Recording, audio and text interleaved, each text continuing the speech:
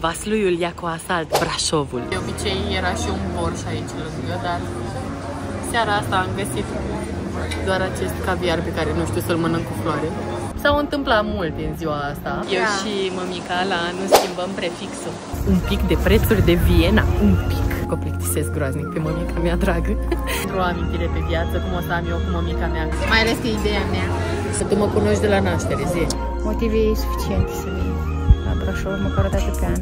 Am învățat adulții, am învățat copiii și fetele după primul război mondial. Incredibil! Vreau să vă spun și de ce, deoarece românii nu aveau voie să facă biserici din piatră, ei trebuia să facă biserici din lemn. Nu știu, ce să mănânc, dar de băut aș bea. Ei îmi fac poză mie, eu le fac poză lor. Eram chiar pe punctul să zic ceva pozitiv, să vorbesc foarte mult despre un concert de orgă.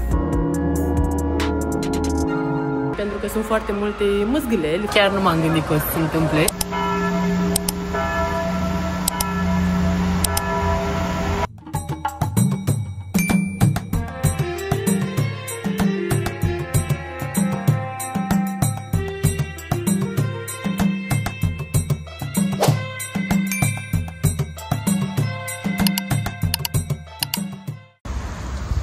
Bună ziua și bine ați venit la Brașov, una dintre capitalele turistice ale României, și ne propunem în acest videoclip, eu împreună cu mama mea, să vă arătăm care sunt locurile cele mai frumoase de vizitat în acest oraș.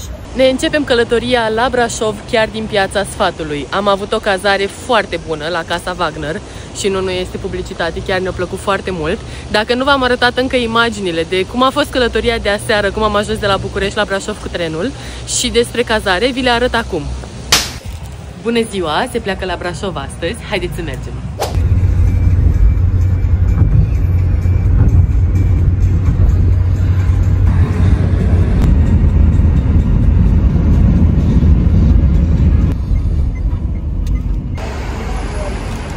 Am ajuns la gară, mă pregătesc să merg într-un weekend cu mama, că fetele mergem la Brașov, așa că haideți să vă arăt cum a fost călătoria cu trenul.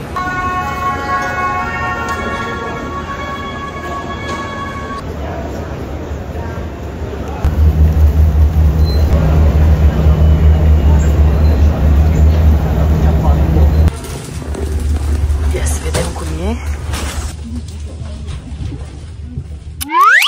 Și am ajuns la Brașov! A fost o călătorie excelentă cu trenul. Uitați-o pe mămica acolo cum stă, ca patroana. Stă cu hanoracul ei roz. Și așteaptă nebuna să vină în viața ei. Oh, ce tristă-i viața fără puica mea. Oh, bine că am făcut o fată să mă enerveze și să mă filmeze.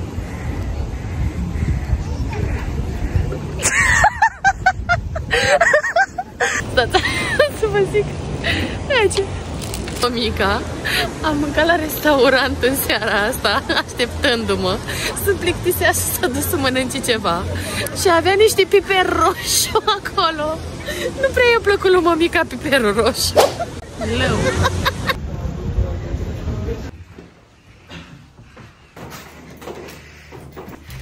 Mă duce mama în cuib.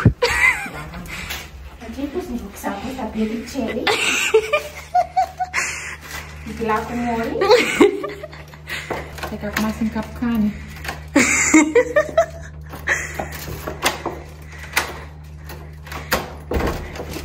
Ne poftiți la noi. Bună seara! Dar ce frumos! Deci locația aceasta, cazarea aceasta, plătită de mămica din binele ei, este extraordinar de bine plasată. Chiar aici, în Piața Sfatului. O să mă trezesc mâine dimineață și o să vă arăt frumos Biserica Neagră. Doamne, ce frumos se vede! Localizarea este top, spectaculoasă. Mămica este grozavă. Happy! Avem cazarea noastră frumos cu paturi separate să nu ne batem. Glumesc. Asta e baia. Dulapul ăsta nu prea estetic, nu prea îmi place. Glumesc, vocea României. Și arată foarte bine și e călduț, să știți. E călduț și mergem să ne plimbăm prin oraș, că doar am venit de pe tren, e 10:30, am lucrat, adică de ce nu? Hai să mergem. Hai să mergem. Începe weekendul cu mămica la Brașov, haideți!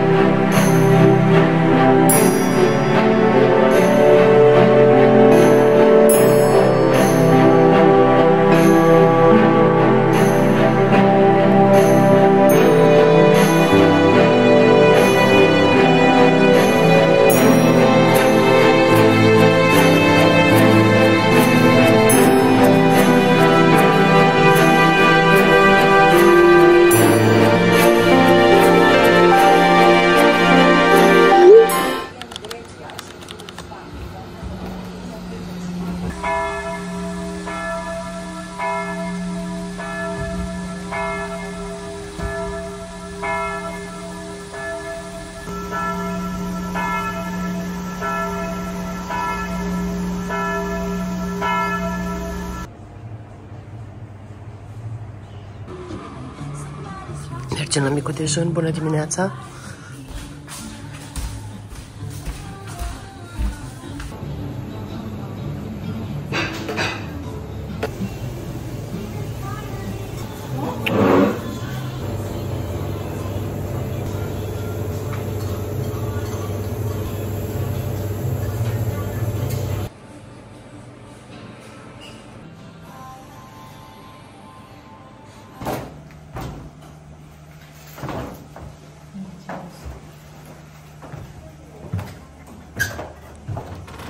Piața Sfatului este inima orașului de secole.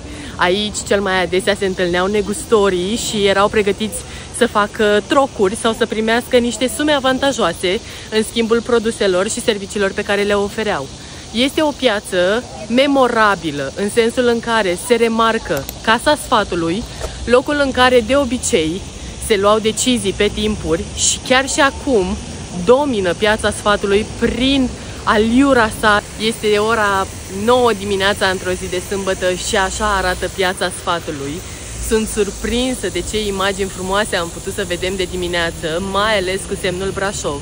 În acest oraș se află, să zicem, ca la Hollywood, un semn Brașov pe munte luminat, foarte estetic, atât ziua cât și noaptea, pentru că este luminat.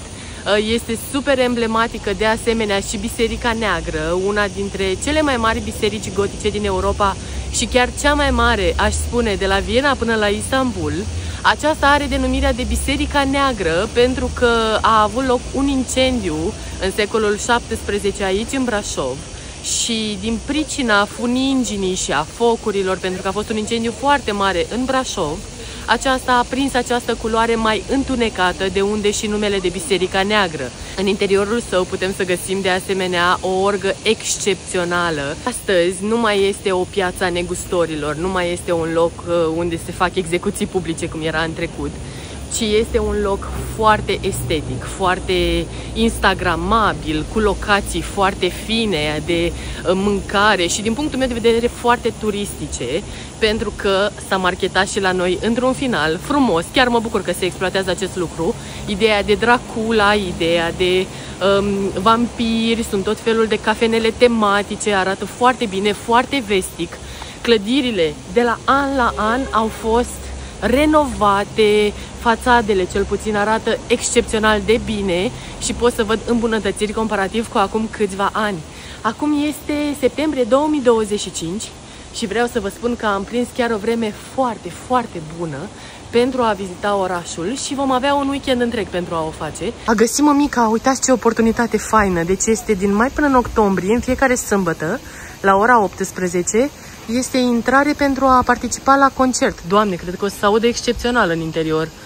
Vai, hai să mergem neapărat, să vedem de unde luăm bilete. Hai că acum ne duce mama într-o locație secretă. Eu nu știu unde, apoi voi. O arătat mătușa mea, o plimbat-o pe mama. Gina, te salutăm și te pupăm. Și am ajuns și la strada Sforii. Este una dintre cele mai înguste străzi din Europa. Am mai fost noi și în Praga și am văzut una și mai îngustă decât aceasta, dar este în continuare foarte îngustă și era folosită pe timpuri pentru a facilita accesul pompierilor dacă erau incendii, dacă erau probleme de genul, pe această străduță mică și îngustă. Personal, chiar dacă strada Sforii este printre locurile cele mai recomandate de vizitat atunci când sunteți în Brașov, pentru mine nu este una dintre locațiile mele preferate din oraș. De ce?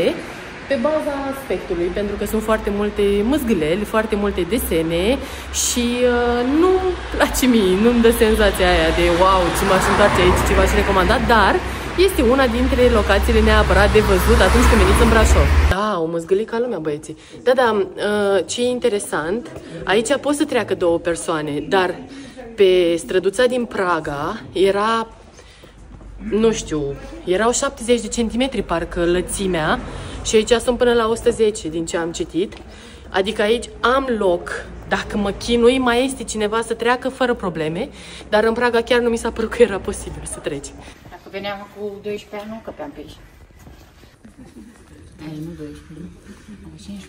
Uitați-vă cât este de liniștit orașul, ne-am îndepărtat doar câteva minute de centru, care oricum nu era aglomerat, și este atât de plăcut să te plimbi pe străzile orașului, să fie atât de liniște. Mămică, unde mergi? În locația surpriză? Ne plimbăm acum prin cartierul Șchei. Este unul dintre cartierele principale din Brașov și în trecut era locuit preponderent de români, pentru că o să ajungem noi mai multe să vorbim despre istoria Brașovului, dar în trecut acesta a fost fondat de sași. Ei reprezentau majoritatea în acest oraș, ei dominau centrul și breslele meșteșugarilor. Mergem acum către muzeul Prima Școală Românească și este chiar o poveste foarte interesantă și emoționantă, pentru că în secolul XVI, când românii încă erau o minoritate și erau cumva defavorizați de prezența sașilor, cei care au și întemeiat orașul Brașov. Brașov care pe vremuri se numea chiar Corona, pentru că era menit să întărească puterea regelui maghiar care a trimis aici sașii pentru a fortifica și pentru a întări zona, pentru a-și proteja practic regatul. Tocmai de aceea Brașovul se numea Corona în latină și doar din ungurescul Braso am ajuns la Brașov. Aici s-a întemeiat atunci când a venit tipograful Coresi în secolul XVI, a venit și a adus în Brașov și a publicat prima carte de limba română, chiar aici, în acest oraș, fiind un important pas în dezvoltarea culturii românești și, la urma urmei, pentru a aduce limba română din biserică, cea pe care abia o auzeau oamenii la slujbe duminica, în casele tuturor, pe mesele tuturor, sub forma unor cărți. Hai că am dat toată tura bisericii ca să încercăm să ne dăm seama pe unde să intrăm la muzeu.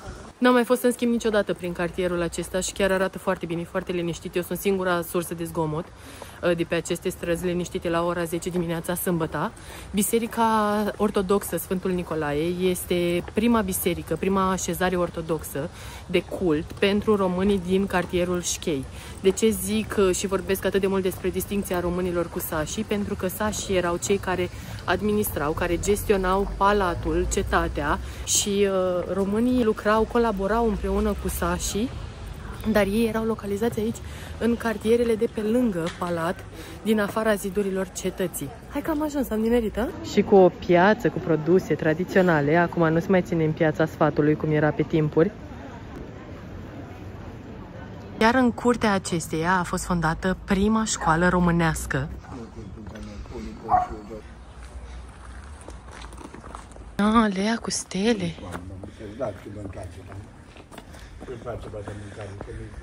Și aici este biserica. Aici o să vedem și școala, să vedem dacă este deschisă. Chiar mi-ar plăcea să o vizităm. În această clădire, în prima școală românească, se află chiar și tiparnița diaconului Coresi, prin care mai mulți tipografi au dat la lumină numeroase cărți. Costă 20 de lei intrarea. Poate plăti doar cash. Wow, ce imagine! Așa de micuță acum, gândindu-mă cât de mari sunt sălile de clasă. Chiar așa un pic, nu știu cum să zic, te trec așa un pic fiori gândindu-te că asta a fost prima școală românească.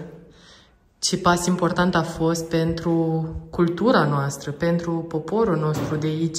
Prima școală românească, suntem chiar la muzeu. Putem să vedem bazele educației românești în cartierul Șchei. Aici, într-o zonă în care românii trebuiau să colaboreze și trebuiau să se adapteze pentru a-și păstra identitatea națională, lucru pe care l-au reușit cu brio. E scris în pielie și e în chirilică. Slavona veche. Deci pergamentul este din secolul al XI-lea, da. Realizat în piele, incredibil. Secolul XI în 1000. Dar ce bine este întreținut, având în vedere că încă este... Există într-un mediu... Da, steril. Și am avea realitatea, deocamdată nu avem să arătăm să facem curățenie și nu putem lăsa piesele astea într-un mediu ostil în care se face curățenie, ele trebuie spuse într-un loc sigur. Deci vizitatorii în curând o să poată vizita și etajul de sus. Da, nu știu când. Vedeți și la biserică să fac. Da, lucrări constante, dar e bine. Băncile sunt de la 1980, prima dată au învățat adulții, au învățat copiii și fetele după primul război mondial. Incredibil! Deci prima oară adulții... Adulții, deoarece ei erau dascăli, ei trebuie să facă dascăli, preoți, clopotari, în sat, funcțiile. Funcții, da? Și după ei au venit copiii, iar fetele după primul război mondial. Clasa actuală s-a făcut muzeu după al doilea război mondial. De acolo aveți trăistuța care ne ia copiii la școală. Da, așa este. Da, banca. Cum veneau ei. Când s-a scris cu tableta, dacă vedeți tableta. Da, ce frumos. Tableta, după s-a scris cu pana. Da. Și cu tocul, aveți și toc acolo. Da. Da. În cazul în care un copil nu avea toc, numai să vă arăt. Da, vă rog. Un copil în cazul în care nu avea tocul ăsta de aici, punea un lemn, cumpăra penița și lega cu o sfoară. Ca și el să poată să scrie. Da. Clopoțelul, să știți că e mai din China. Prima ars, da. Prima originală ars, asta este după. Este făcută după. Da, ea venea frumos aici.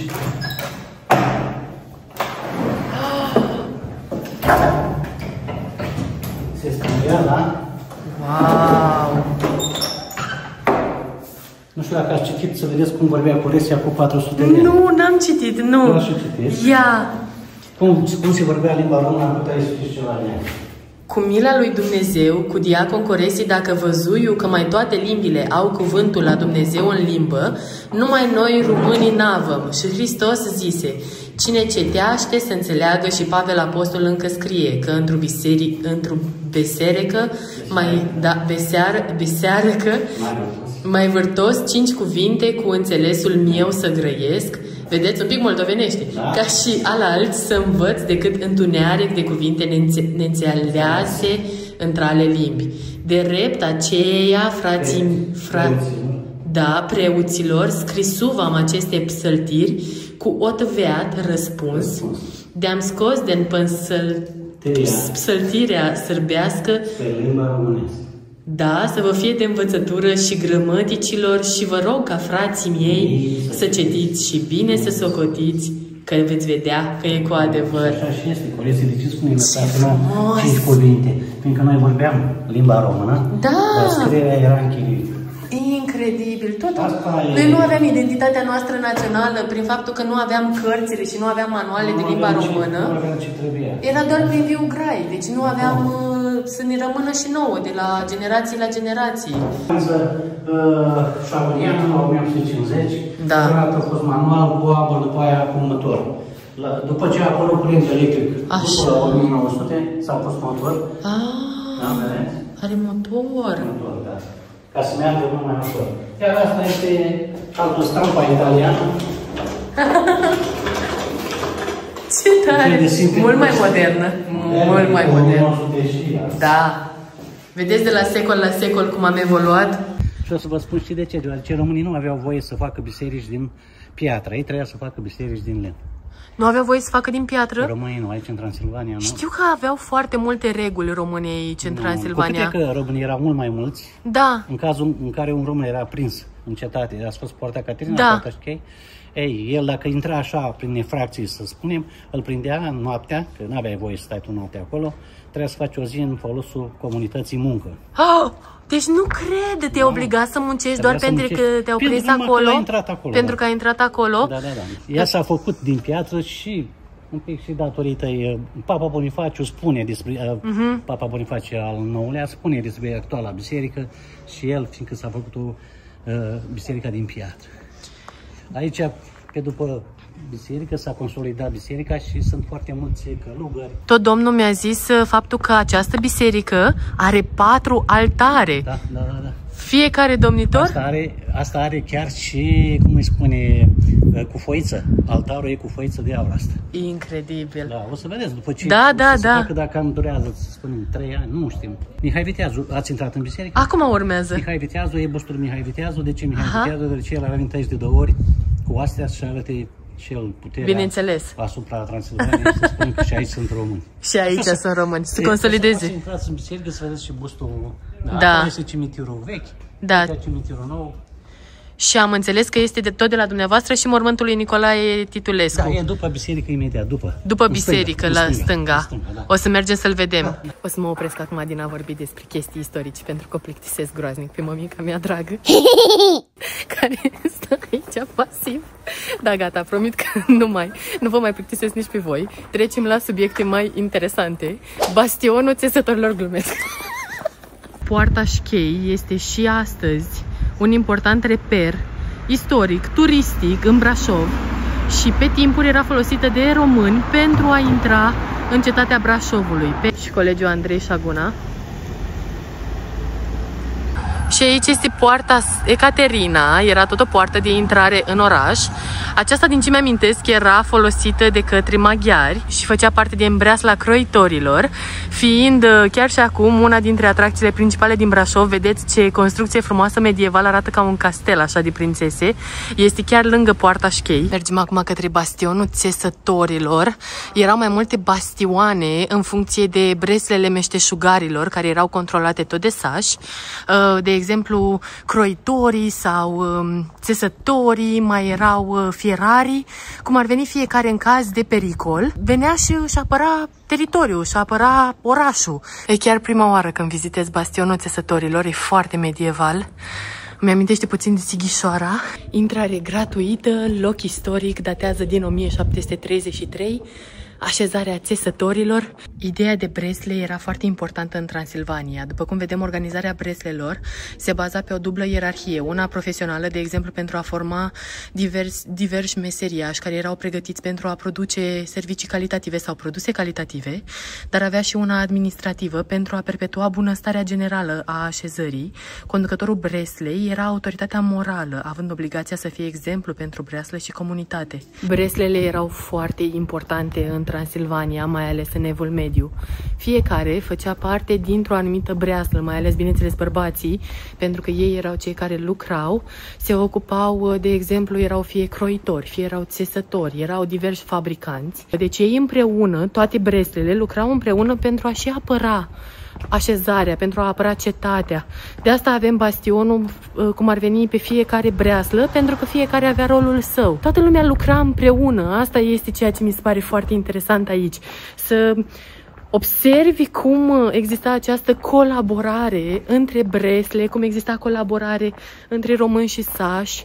Era un întreg sistem care era pus la cale pentru a funcționa totul în parametri. Și pe aici plimbare așa frumos pe lângă stadion.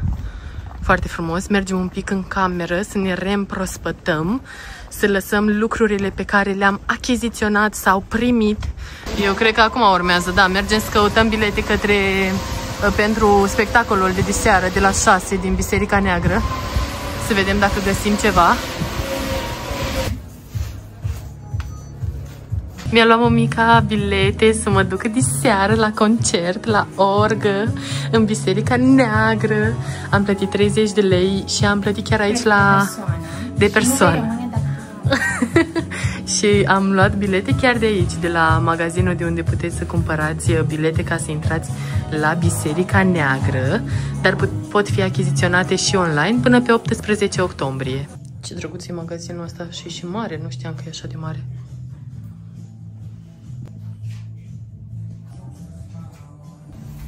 Ce găsiți? Am găsit, mama mea. Și ieftin. 149. 49 de lei. 149. 149? Ieftin. Ce bine se vezi? Am crezut că 49 și tot mi se părea mult să mergem. Da, sunt foarte frumoase. Da, și prețurile pe măsură. Un pic de prețuri de Viena, un pic. Aș vrea să vedem dacă putem să intrăm gratuit la sinagogă, pentru că n-am fost niciodată, deși am văzut-o de atât de multe ori. E biserică ortodoxă. Da. E biserica Adormirii Maicii Domnului aici, da. M-a păcălit.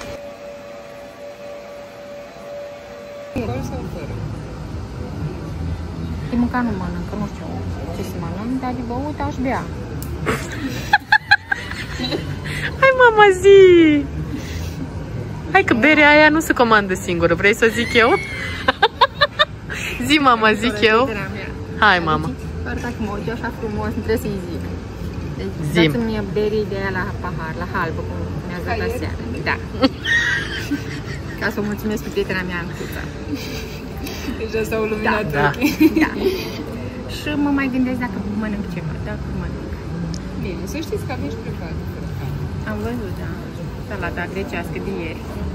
Și asta mai aveți și paste, mai aveți. Paste nu, dar legumele foarte au fost bune anul trecut, sunt sigură că și anul ăsta sunt la fel de bune, dar deocamdată dați ceva de sete. Mulțumim tare mult! Rămână. Și mi-am luat niște vită cu piure. Aoleu, aoleu. Păi și eu ce fac cu ea? Arată foarte bine și a venit sfârâind. Deci este fierbinte asta pe care a venit. E foarte tare. Asta e piperul roșu care îi place lui mămica. Deloc. Așa, și aici e salata al mama. Ce juicy. Ador. Bune, da? Da. Poftă bună. Căsuța asta e preferata mea și ci coincidențe și Banca Națională. Interiorul. Și acum, plecând iarăși de la Piața Sfatului, dacă de dimineața am mers pe un traseu mai spre cartierul Șchei, acum o să mergem către o alee mai romantică, așa. Mergem să vedem cum arată după ziduri drumul. Nu-mi vine să întorc cadrul pentru că e prea frumos cu păsările. Cum arată drumul după aceste clădiri frumoase și colorate. Mi-aș fi dorit de asemenea să vizităm și cetatea de la Straja, numai că nu poate fi vizitată în interior. Am fi putut să o vizităm doar la exterior și nu mi s-a părut că merită. Momentan este închisă și am citit din recenzii că este destul de frecvent închisă.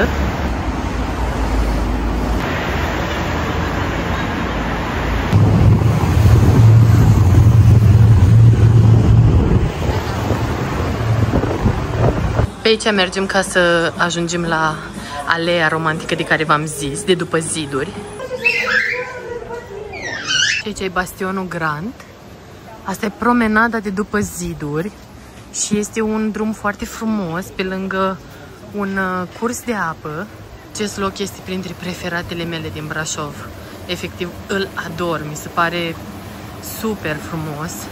Și pe lângă faptul că arată divin acest pârâu care îți dă așa o senzație de calmitate și de ci și de pace în lume. Ăsta e liniște, ăsta e Brașov.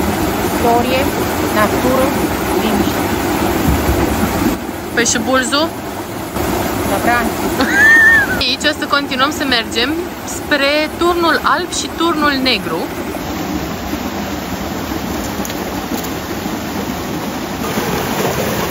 Deci ăsta e bastionul Graft și noi chiar pe aici urmează să urcăm către turnul alb, să vedem o priveliște foarte frumoasă asupra Brașovului și mai ales asupra Bisericii Negre. O să vedeți că iese foarte mult în evidență.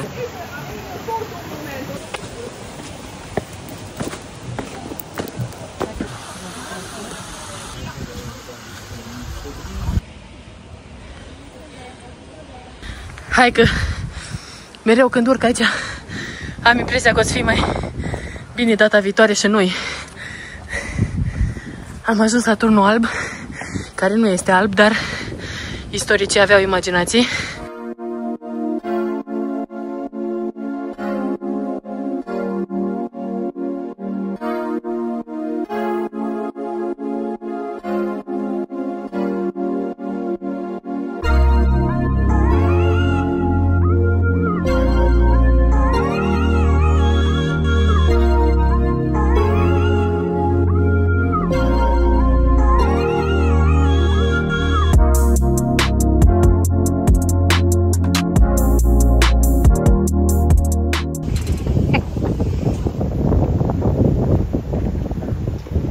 peste râu și prin pădure. Mergem la bunica să ne vadă. Și acum, în loc să coborâm pe scări, mergem prin acești munți cu mama, pentru că ea știe sigur că pe aici e drumul spre Turnul Negru. Are o mare încredere în rochița aia să meargă prin pădure. Nu recomand să veniți aici fără să aveți încălțăminte adecvată, chiar dacă veniți cu rochiță. Mulțumim ghidului nostru virtual. Dă mama și recenzii pe Google original, mătuși mea. Mai suntem noi aventurieri. Da. Și ne continuăm drumul pe această potecă, ce nu mai pare așa de dubios. A, deja văd Turnul Negru. Și deja am ajuns la Turnul Negru foarte repede pe aici. Păi eu aș fi coborât scările, mai urcam o dată, mai ocoleam, top așa. Și am ajuns la Turnul Negru. Alte scări.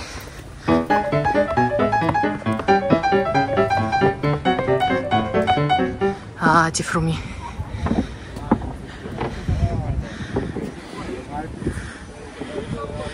Îmi place. Parcă îmi place mai mult de aici. Atât Turnul Alb cât și Turnul Negru nu corespund niciunul dintre ele cu culoarea pe care le-a fost atribuită de către istorici, dar probabil că pe timpuri poate erau mai colorate, să sperăm. Să zicem că acesta este motivul pentru care poartă aceste nume. Ele oferă o panoramă extraordinară asupra Brașovului și puteți să vedeți un unghi diferit, cumva unul mai frumos decât celălalt.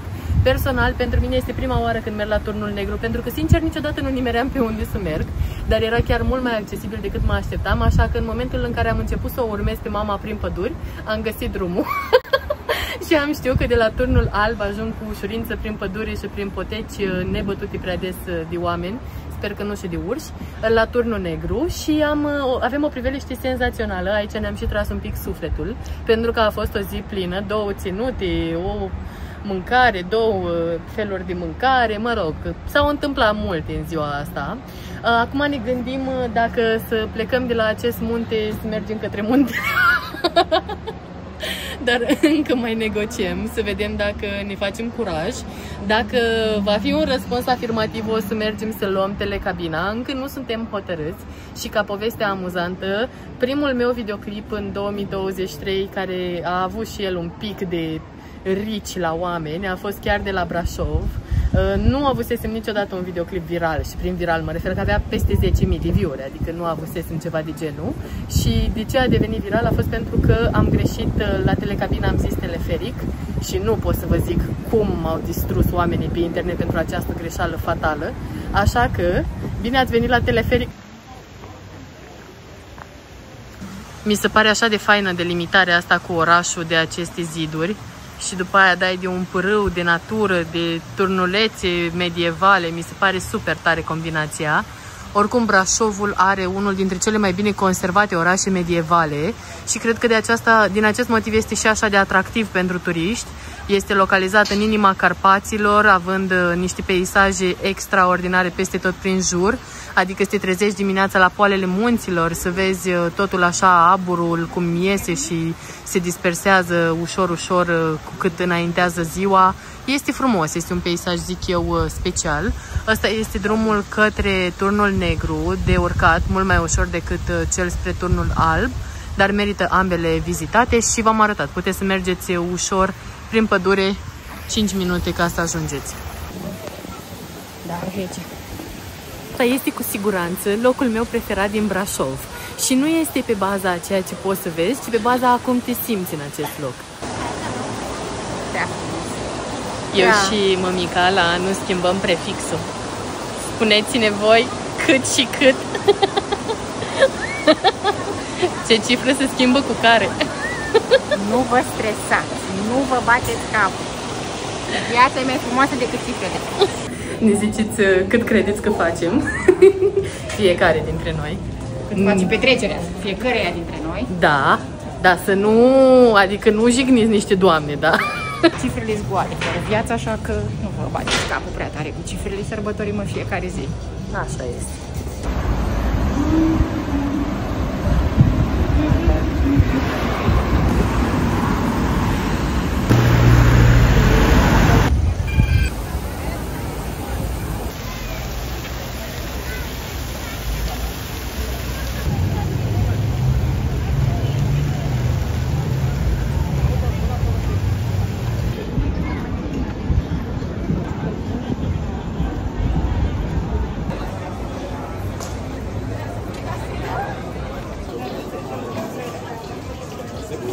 făcut treabă bună Sashi, mă.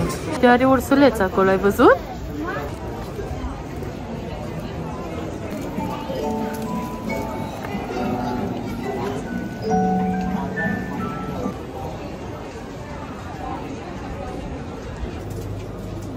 E nevoie de o cafeluță după ce am urcat și coborât atâtea dealuri pentru a continua să mai descoperim orașul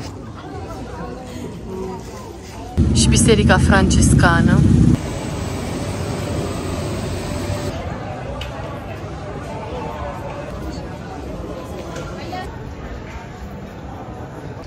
Cred că ne-am găsit strada preferată din centru. Toate așa pastelate, mai ales asta roz. Dar și asta muștar din stânga arată bine cu verdele aici.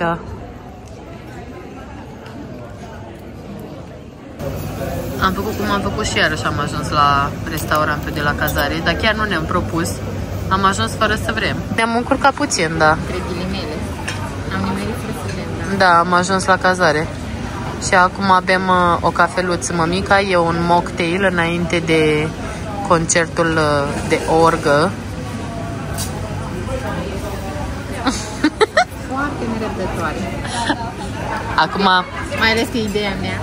să știți că mama pe cameră vorbește foarte frumos și politicos, dar în privat mi-a zis la Turnul Negru, următoarea dată te duci mămica la concert la Guță. Vali? Știi, chiar e bun asta. E un mocktail cu Pink Panther se numește. Are cremă de cocos. E foarte bun. Îți place cocosul? Dacă nu-ți place cocosul, nu cred că să-ți place. Ia și tăburiți. Ia.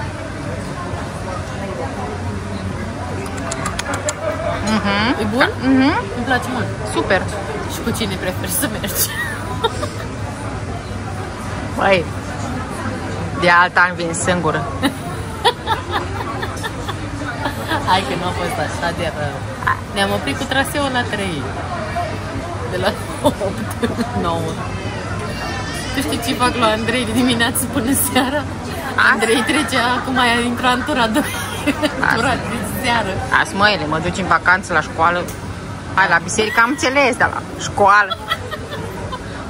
Chiar am fost la școală de dimineață, după aia am zic la biserică. Păi da. La cimitir. Păi da. Ce vacanță e asta? Am descoperit ce are, m-am uitat în meniu să văd pentru că mi-a plăcut prea mult combinația. Deci are ananas, rodie și crema asta de cocos, divină. Deci cred că asta este senzația până acum, mi-a plăcut cel mai mult ce am băut. Ne pregătim să mergem la concertul de orgă. Doamne, sunt foarte entuziasmată, chiar sunt curioasă cum o să fie. Sincer, mereu m-am întrebat cum este să cânte ceva orga respectivă, cum este să fie un spectacol la Biserica Neagră. Mi-ar fi plăcut să merg, dar chiar nu m-am gândit că o să se întâmple. Și mai ales că e un preț foarte accesibil de 30 de lei, în condițiile în care 25 de lei costă ca să intri să vezi Biserica Neagră într-o zi normală, într-un moment absolut ordinar, simplu. Vedeți ce s-a umplut de dimineață? Piața acum este, nu aș zice chiar plină, dar există așa un zumzet. Față de dimineață, la 7 dimineața nu era nimeni, erau doar vrăbile pe aici. Dar tot e foarte frumos, mie îmi place foarte mult. Ești pregătită pentru concertul de orgă? Am vorbit toată ziua despre el. Hai să vedem. Ce vreme frumoasă am prins!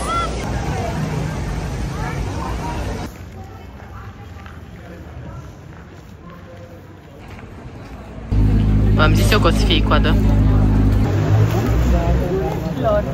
Adică nu se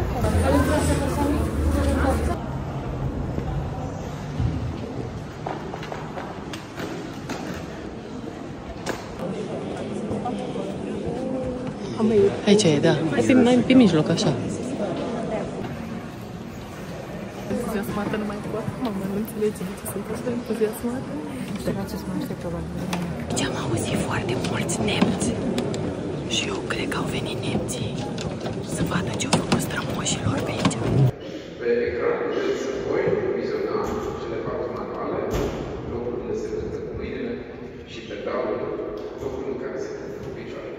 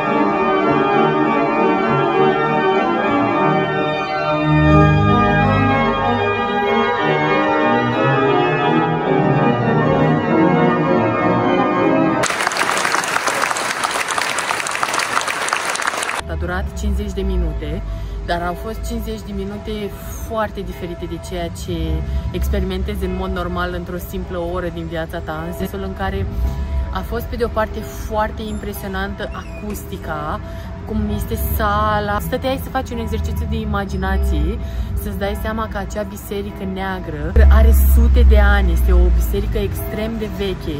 Țăranii, negustorii, oamenii care veneau pe aici prin cetatea Brașovului și participau la diverse ceremonii, participau în același loc și stăteau pe aceleași, poate nu chiar aceleași scaune, dar în același loc ca noi, asistând la un spectacol, și plecau de acolo și vorbeau despre cum a fost spectacolul și te gândești că același lucru faci și tu acum, în 2025, după ce ai participat la un concert, din partea unui instrument care are aproximativ 200 de ani legați, timp în care a fost perfect funcțională, un instrument extraordinar, foarte avansat. Organistul era extraordinar și mi s-a părut un instrument atât de greu de învățat și m-am gândit și vorbeam cu mama imediat după ce am ieșit, cum îți dai copilul să învețe orgă, să aibă profesori de orgă, să aibă orgă la el în oraș, să prindă liber la orgă. Mi se pare un instrument atât de complex și trebuie să fie atât de multe persoane implicate, cineva care să schimbe tot felul de tuburi și tot felul... Adică mi s-a părut un proces extrem de complex în sine și m-am gândit cum alege acest instrument. Adică, ok, toată lumea mai știe pian, vioară, dar orgă, dar a fost așa un bas, o vibrație, deci și ce mi s-a părut cel mai interesant de la piesă la piesă, se schimba foarte mult tonalitatea și puteai să-ți dai seama de faptul că sentimentul pe care dorea autorul să-l transmită compozitorul era foarte diferit.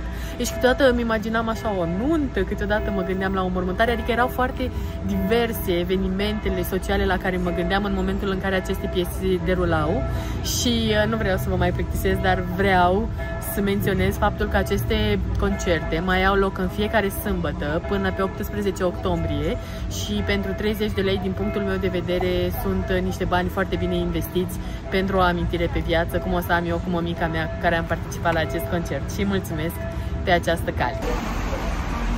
Este un oraș istoric, deci peste tot vezi diverse plăcuțe comemorative pentru a marca faptul că multe case de pe aceste străzi sunt monumente istorice, clădiri istorice. Sunt atât de vechi și totuși atât de frumos reamenajate și restaurate. Dar ceea ce voiam să vă spun, concertul a debutat cu un mesaj în limba română și ulterior a continuat a doua limbă cu germana.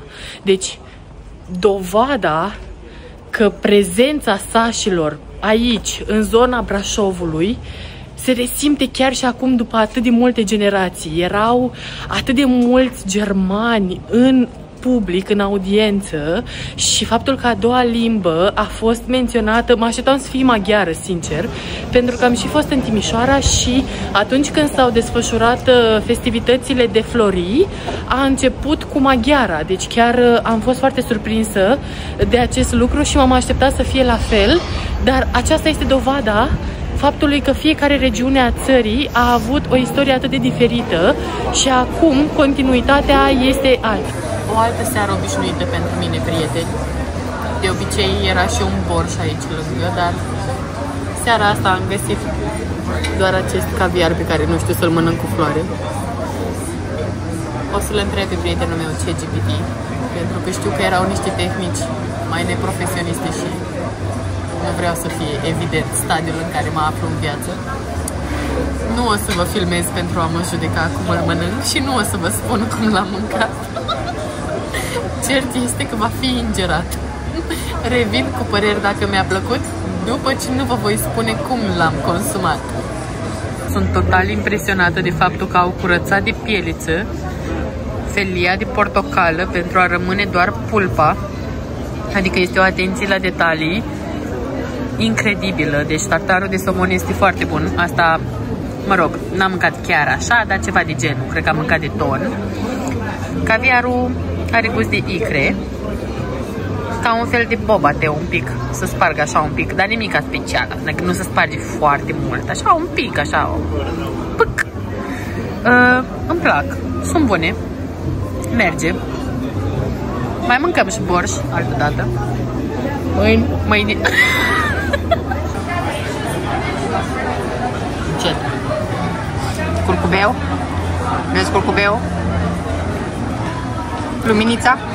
Da, mi se pare că are gust de icre.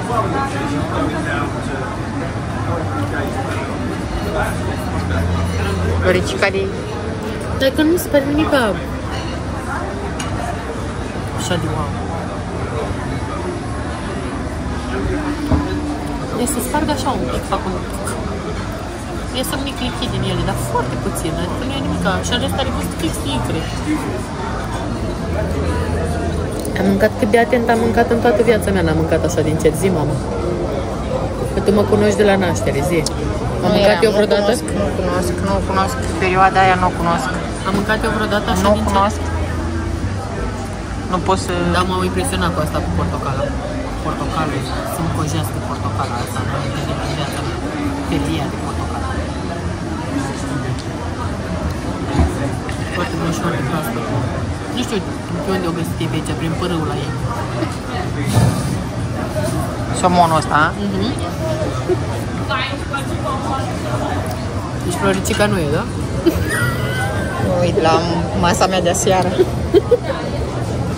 Concluzia acestei serii este: mereu în viață trebuie să ai planul B și niciodată ce se poate întâmpla. Mai degrabă să-mi fie rău decât să-mi fac bine. Poftă bună! Vă salut! Hai să începem! Medium! Mama, nu te uita că mișcă! Hai, gata!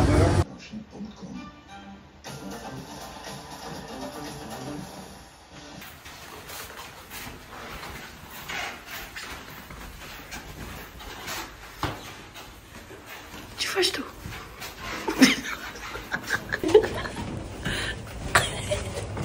E așa de amuzantă cum o ia ea random. Îmi place așa pe hol aici cum arată. Da, îmi place. Covorul ăsta pe jos așa. Cozy. Chiar cozy. Bună ziua, ziua 2 din Brașov și ziua plecării. Astăzi avem tren la ora 3, deci mai avem jumătate de zi de descoperit. Vreau să vă zic că am văzut foarte multe grupuri de turiști de seniori, mai ales din străinătate veniți, și m-a bucurat foarte mult chestia asta. Adică foarte mulți oameni care vin chiar și în baston, mai în vârstă, și totuși merg să viziteze. Deci foarte, foarte frumos. În special nemți, mi s-au părut cei mai mulți. Mergem astăzi, ambiția zilei este să vedem dacă vom reuși să ajungem la semnul Brașov, pentru că este acolo la Tâmpa o priveliște foarte, foarte frumoasă, dar să vedem dacă merge, dacă funcționează telecabina, pentru că nu am văzut-o deloc să miște cât am stat noi în Brașov. Să vedem, sper să putem, pentru că este foarte frumos și sper să nu fie nici coada foarte mare, pentru că n-aș vrea să mă bag la niște cozi din astea kilometrice, dar să vedem, să vedem. Mă face predarea camerei, a fost o experiență foarte drăguță și plăcută la Casa Wagner. Mi-a plăcut la restaurantul lor, mi-a plăcut foarte mult personalul și am vrut să las acest mesaj în video. Poate va ajunge la persoanele de la Casa Wagner, chiar aveți niște super angajați și sper să-i prețuiți, pentru că mai rar așa să se comporte atât de frumos cu turiștii și cu vizitatorii. Foarte, foarte frumos.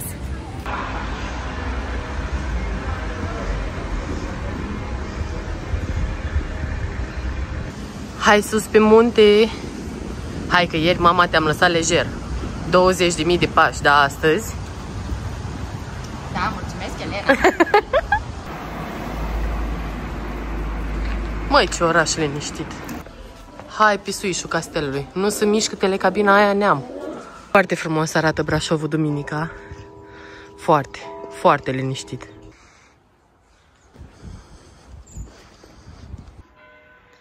Vedeți ce frumos se vede Turnul Alb? Ce tare să vezi așa orașul din atâtea unghiuri diferite.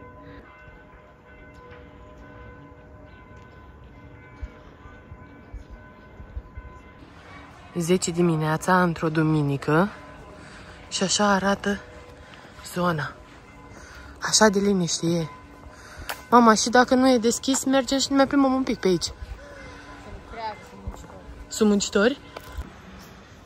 Din păcate este în lucru în continuare la telecabină și nu o să putem urca.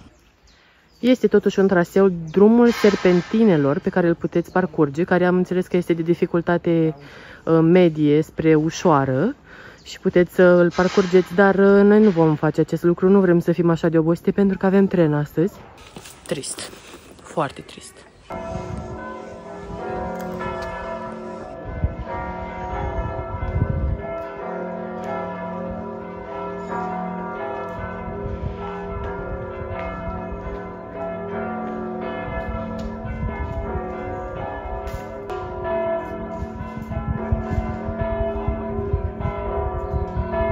Ei îmi fac poză mie, eu le fac poză lor. Se vede foarte fain de aici. Chiar ăsta e turnul negru pe care l-am văzut noi ieri. După cum vă ziceam, cromatica este înșelătoare. Și acolo văd Biserica Sfânta Parascheva. Deja este cartierul Șchei acolo. Încerc să găsesc un drumuleț să ne ducă prin cartierul Șchei ca să ne întoarcem. Ce se bucură mama când aude. Nu cred că mă aude ce zic. Ba da, cred că aude. Arrrr, ce ureche fină! Deci eu sunt într-o aventură pentru că n-am mai fost pe aici. Asta am fost eu. Dar uite mama, fii atentă. Deci turnul negru și turnul alb le vezi pe amândouă în același cadru, ca să-ți dai seama cât e de mică distanța între ele. Că nu era vizibil din Piața Sfatului. Mai ești tu la întrebare cu mătușa? Închipuiți tu istoria încadrată de zidurile astea, căsuțile astea, poveștile astea. Și în spate natură, înconjurate de natură. Delimitat așa, foarte tare. Cățelul? Zi. Da. Am fost niciodată pe aici, dar chiar e foarte, foarte frumos. Ar trebui să mergi mai des cu mătușa ta, Gina. Așa este. Să descoperi patria. Așa este. Neștiute. Un Brașov liniștit, foarte plăcut surprinsă sunt să găsesc așa frumos Brașovul pe timp de toamnă, în septembrie, o toamnă dulce, încă se simte trecerea de la vară și atât de liniștit să fie orașul. Mă așteptam să fie mult mai aglomerat, dar chiar este foarte plăcut și te poți relaxa cu adevărat. Asta e bastionul Țesătorilor pe care l-am vizitat eu, fără mămica, și aici este complexul sportiv Olimpia. Păi suntem pe aproape.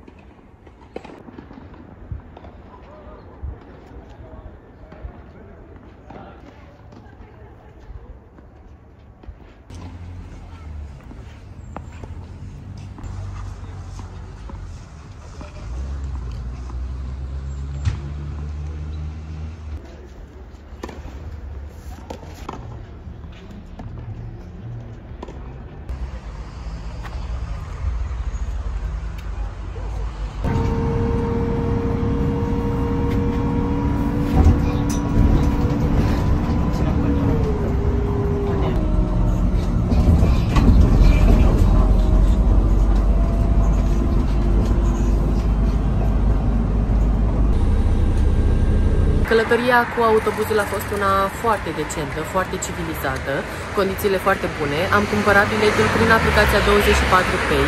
O avem deja instalată pe telefon și a costat 5 lei, valabilitate 90 de minute. Dar puteți de asemenea să le achiziționați plătind cu cardul direct în autobuz.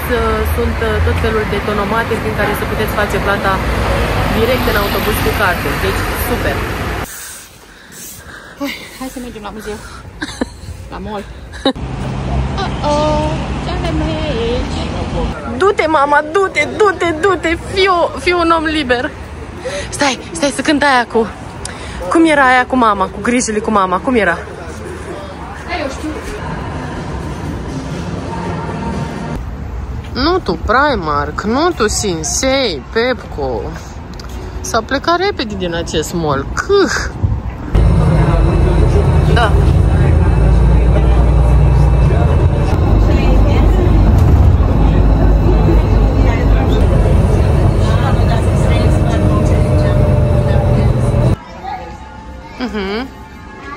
Și înapoi la Casa Wagner, aici la loft, la restaurant, adică. Și înainte de plecare, pentru că mi-a plăcut atât de mult Pink Panther de ieri, mocktailul cu lapte de cocos, cu ananas și cu rodie, am mai luat o dată și mama și-a luat o limonadă, arată foarte bine, înghețată, frozen lemonade. Are și piure de fructul pasiunii și de căpșuni, deci ar trebui să fie o combinație interesantă. Ca un fel de smoothie, numai că va avea înghețată. Ce frumos e aici, da?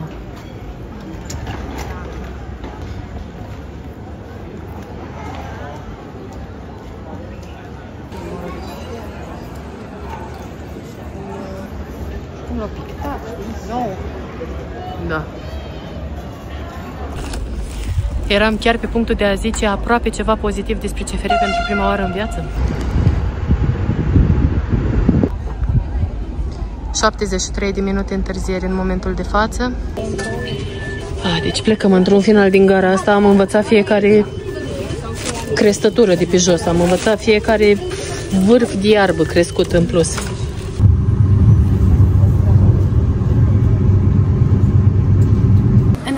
Vă mulțumesc că v-ați uitat la acest episod. Sper că v-a plăcut. Lăsați-mi în comentarii părerea voastră și vă aștept în continuare pe profilul meu, pentru că săptămânile următoare voi edita și voi publica materialele din urmă, respectiv Qatar, Bruxelles, Bruges, Ghent, Amsterdam și Luxemburg, cu Haga și Zaanse-Schans. Deci sunt destul de multe materiale din urmă la care tot lucrez împreună cu Portugalia, așa că rămâneți pe aproape și vizionare plăcută în continuare dacă veți trece la alte episoade de pe profilul meu, care sunt la fel foarte drăguțe. Vă pup!